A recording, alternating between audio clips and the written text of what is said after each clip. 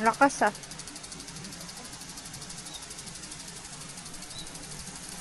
Ay! Baba na po tayo. Ano kaya gagawin natin pa? Anong gawin natin? Marami. Ay, di pa natin napapansin yung ano dun. Napupuntahan yung patatas natin dun na yung ano. Oo, kailangan. Akata natin yung mga kagarden. Tignan natin kung kumusta na. Kung tumubo na ba. Ganon. Ganon. Ang tatangkad na kasi dito nung pananim natin. Kaya malamang siguro tumubo na rin yan, no? Tangkad na, oh. Pagitan ninyo nito. Ilang linggo lang pagitan dito? 1 linggo? Kaya kailangan natin akyatan. Yun ang problema pag may tanim ka rin sa taas, di mo mapapansin araw-araw. Kailangan mo talagang sadyain umakyatan. Bali kasi yung tanim po natin sa taas, ibang variety. Ito po siya, oh. Ito yun, Mai, yung tinanim natin sa taas. Ito yun. Ito. Kala ko ito yung sa dulo. Hindi, parehas lang yan. 2, 4, 6, 7, 7 kama. Kinulang po kasi yung tinanim po nating granola. Bali, variety po nitong isa. Ito, granola. Kita nyo, mapapansin nyo po yung pinagkaiba. Ito, granola. Tsaka, ito naman po yung tinanim natin sa taas. Ibang variety din po yan. So yun, bali, aakyat tayo doon. Pero para minsanan, kasi kung maalala nyo, di pa po tayo naglalagay ng pataba doon. So, bubuhatin ko tong pataba na to. Buti nga kahapon pala na dala ko lahat dito yung pataba na galing doon. Dito ko naipondo para at least mas malapit po yung pagbubuhatan natin. At takalin na natin itong mga pato. Uy! Langgam. Na. Nanigas na. Binugtog ng ano eh.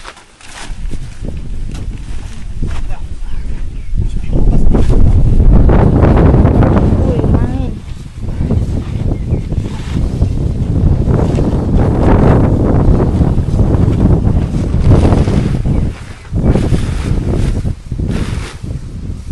Piliin ko lang yung magat. Ayun yung mayakit natin.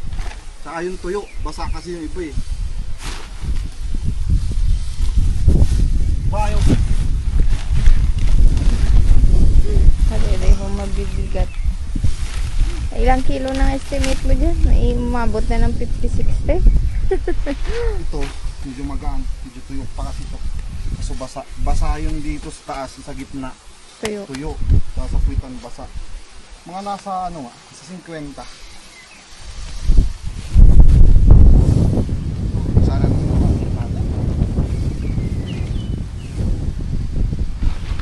Kung malapit-lapit lang dyan sa taas eh. kaya Dali mo saglitan. gamitan natin ng tukyod para makakapit tayo sa mga damo mamaya. Alam niyo naman kung gaano kahirap umakyat doon.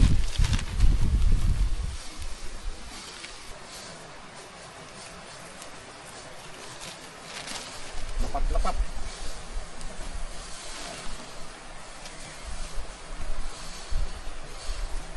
Yeah! Okay. Let's go! Tara.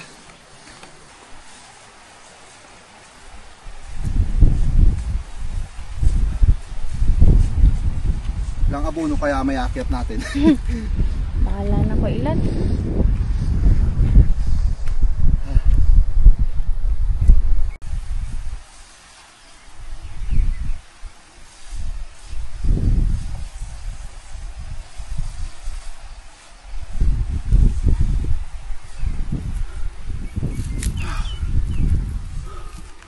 Kaya pa.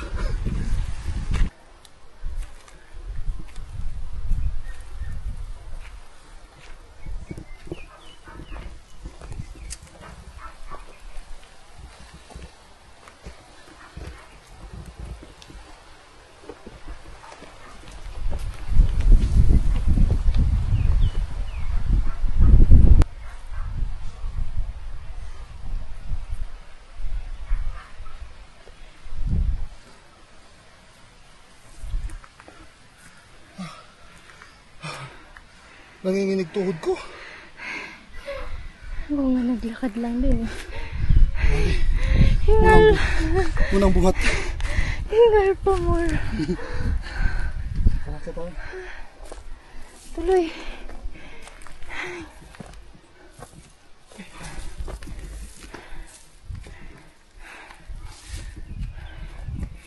Taas pa.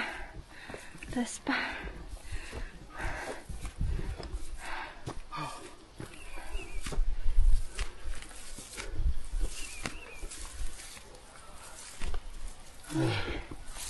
Ito yung nalalamunan ko ba?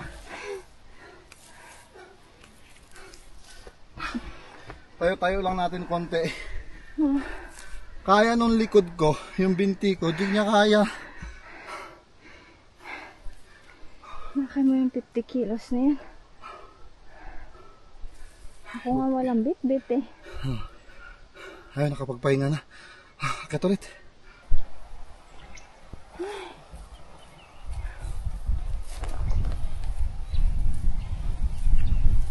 Ayun na. Naiwan sinilas.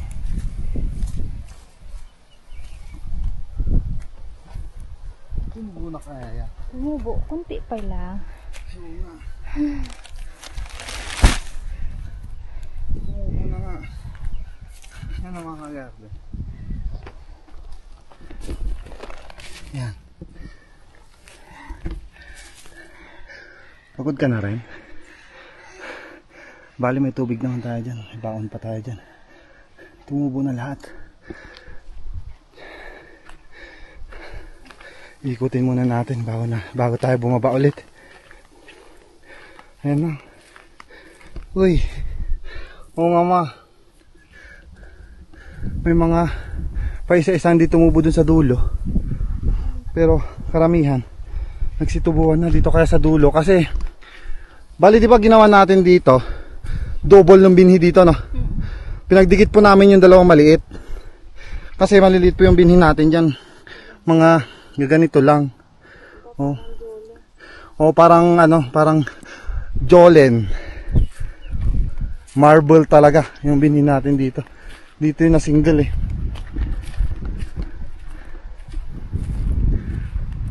Parang ayun, may pa isa-isa ma.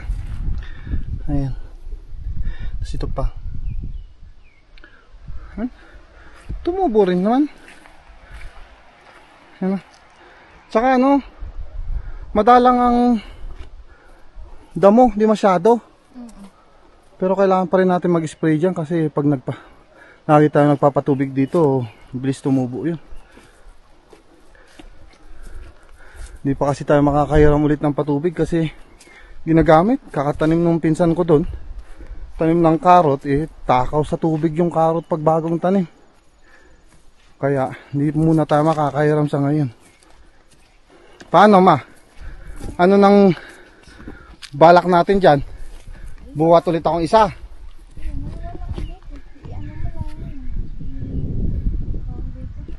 Igit na, ano ko na lang. Kuha kayo isang sako doon sa bodega. Dito lang sa baba, kuha kayo isang sako. Para pag ano yan, pagsalinan, isalin. Mahirapan ka pag ano. Di bali na mamaya pag akyat ko. Bali yun, kukunin ko po yung isa doon. Bali dalawa muna yung akyat ko. Pag nakita natin bitin, tsaka tayo ulit kukuha ng isa. Bali ako lang muna yung bababa. So kukuha ka muna guard ng ano doon, pangsalin. Ayusin ko na lang to. Tsaka diretso na rin po tayo baba mga kagarden.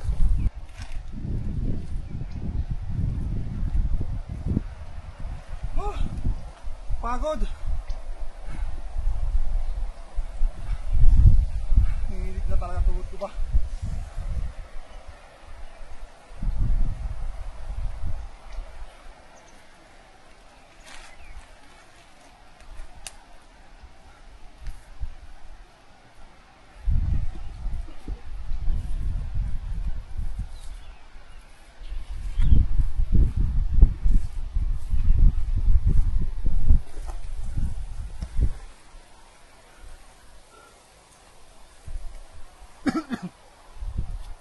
Ha?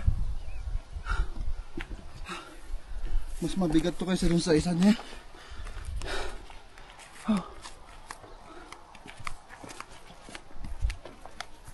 Diyan na.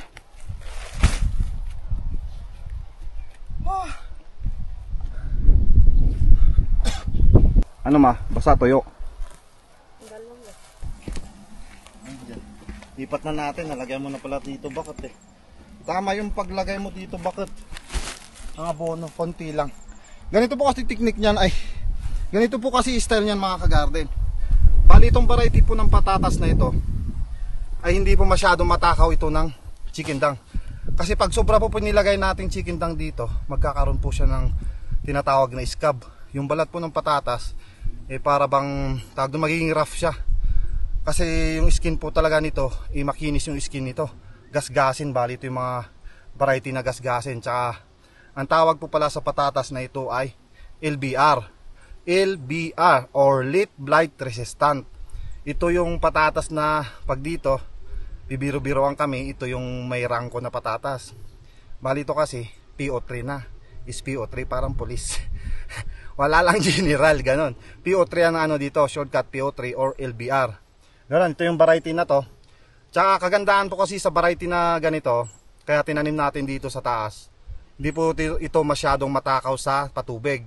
Hindi po katulad ng granola, yung tanim po natin dun sa baba, matakaw po yun sa patubig. Hindi po lalaki yung bunga nun, nung granola na yon kung kulang sa patubig. Ito naman po, once a week ka lang magpatubig or kahit once in 2 weeks ka magpatubig dito, okay lang, kayang-kaya niya.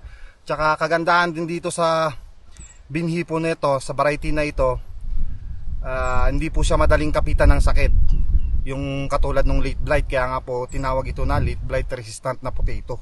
So yun, at least kahit paano mga garden, may natututunan po kayo, may naisishare po ako sa inyo na katulad ng mga variety po ng patatas. Hindi po porkit sinabing patatas, isang variety na po yan. Tsaka ito, kasarapan nito pag ito'y niluluto, panglaga, kasi para siyang kamote. Ano ng term di? Ang term kasi dito namin, manbukag. Ano ba sa Tagalog ang manbukag? Sa amin yun parang marabo eh. Oo, sa ano no, sa Ilonggo no. Ilonggo. Marabo yung basta ganoon, basta katulad po siya ng kamote. Ganun po yung texture niya. Kaya ito masarap pang laga. Pag ito po pinang french fries nyo, ano po kasi ito, tawag doon? Durog agad. Oo, madudurog, durug-durug itong variety ng patatas na ito pag ito'y pinirito. Pero kung mahilig po kayo ng kahit durug-durug pero tawag doon maano siya, parang kamote, ito pwede rin ito. Pero kung gusto katulad doon sa nabibili sa ano, sa mga ibang kainan, french fries, yung granola, mas ano ko, mas prefer ko yun kung ganun yung gusto nyong klaseng french fries. So yun, lalagay na po tayo. Konti-konti lang talaga lagay nito. Kaya baka ano talaga, baka 2 sako lang yung magagamit natin dito. Sakto lang. Mabigat na yung naiwan doon.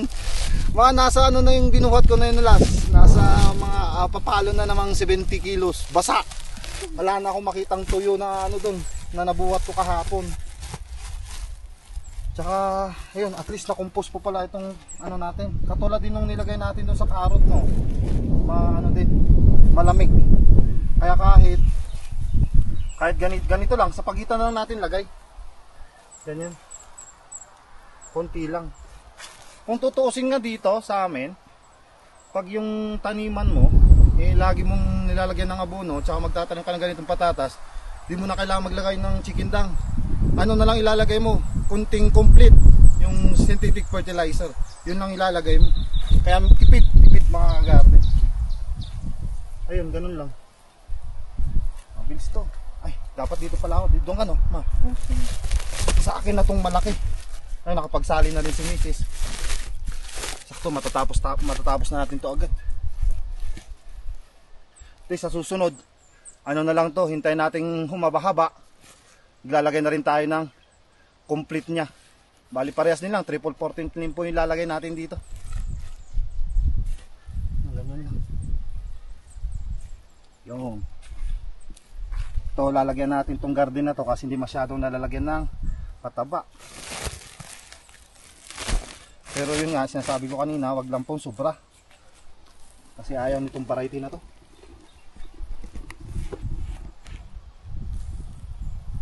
Tsaka sa pag tag-ulan nyo po itatanim to, yayabong ng yayabong to. Hindi po masyadong lalaki po yung bunga kasi yun nga po, ayaw niya po ng matubig. Kagandaan nito mga summer. Yung dalawang plat agad para mas mabilis matapos. Yeah!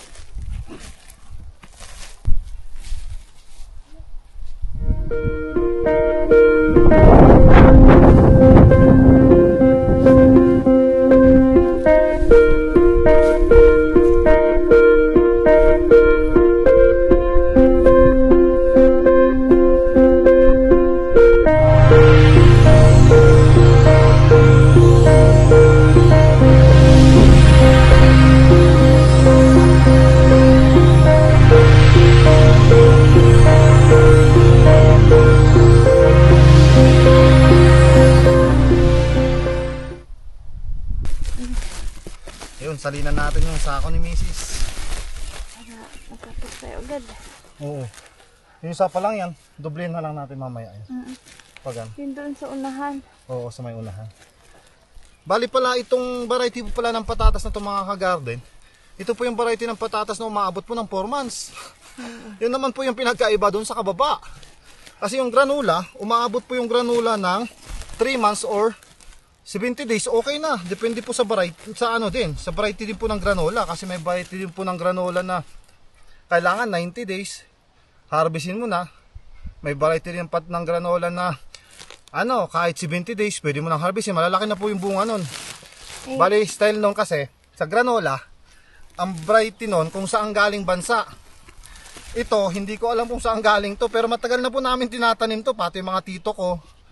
Ito yung kadalasan nilang tinatanim pag ganito mga summer. Mas lalo na yung mga banda ng parte po ng garden nila na konti lang yung patubig. O yung ng katulad natin, yung hihiram lang silang patubig. Ito po yung talagang tinatanim nila. So yun, at least kahit paano, na-share ko din. Baka sabihin nyo na, pang mga 3 months to, ganun. Hindi po, ito po yung maabot ng 4 months. Tsaka kung sa malamig na lugar ito, ayun, ang masaklap. Maabot po ito ng 5 months. Katulad po ng sa may bandang Atok, ganon, Madiamond, ganon, malalamig yung lugar po nila. Bali doon po, tumatagal po sa kanila, umabot po ng 5 months. Kasi pag ito, pag kinuha mo lang 90 days, tsaka hinarvest mo, hindi po malalaki yung bunga nito. Kaya kailangan po talaga natin kunin yung mga 120 days, 110 days, ganon. Or hanggang mamatay, hanggang mamatay yung stem niya, tsaka po tayo mag-harvest sa ganitong variety. So ayun, thank you mga garden. Durog-durog lang muna tayo, lamot-lamutak ulit. Umpisa na rin natin bawasan itong pangalawang sako. Nandun na rin tayo, malapit-lapit na. Konti na lang. Oo, konti na lang. Sobrang init ngayon mga ka-garden. Sobrang Buti na lang ano, patapos na. Tsaka konti lang yung may lalagay. Mahangin sa totoo lang, pero yung init sobra, sakit sa ulo. Ikaw, makakay ka pa ba? Ikaw matuto. okay pa. Ikaw matutumba dyan. Ano na lang ito, papagulong kita sa pababa. Buti nga na kumuha ako ng tela pang dubli sa sombrero. May suporta. Kanina sakit sa ulo, init. Paunti-unti lang. Sa'yo to naman. Sa akin naman yun. Nagtagang ko lang sa akin para mabilis matapos. Mga siguro ano na rin to, no? Mga alas 12 na. Ganito yung init, mas kaysa balat. Basta nga grabe na init, alam na Oo.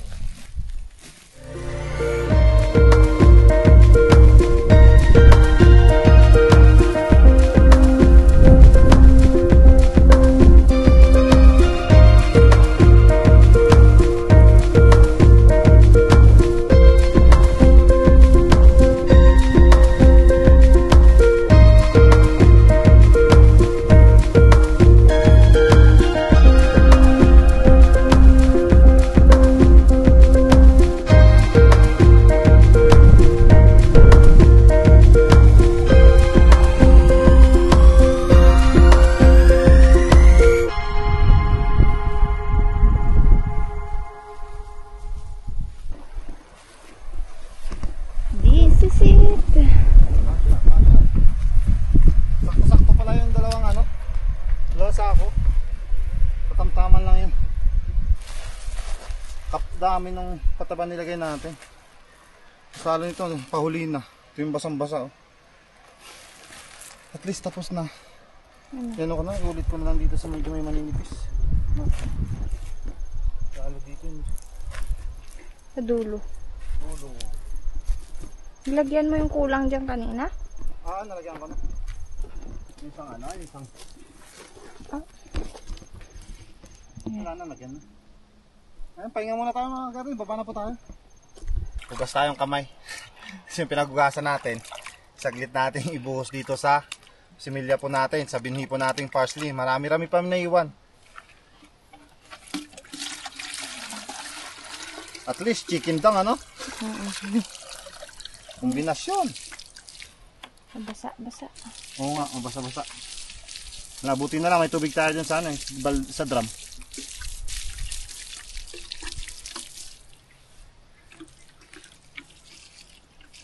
Oh. Kulang pa to ma. Ito lang.